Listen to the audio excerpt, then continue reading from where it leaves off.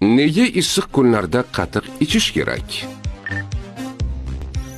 Yozda tanamiz kuchli issiqlikka duch keladi. Bu holat termoregulyatsiya, metabolizm, suyuqlik balansi va elektrolit muvozanati uchun katta sinovdir. Qatiq bu oddiy ichimlik emas, balki tabiiy biologik himoya vositasi. Tana haroratini pasaytiradi, organizmni ichkaridan tabiiy ravishda sovutadi.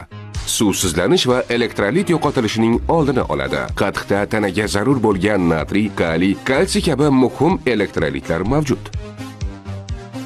Ichak mikroflorasini tiklaydi. Foydali bakteriyalar, probiotiklar immunitetni mustahkamlaydi. Hazmni yengillashtiradi, ishtahani me'yorga soladi, ovqat hazmini yaxshilaydi.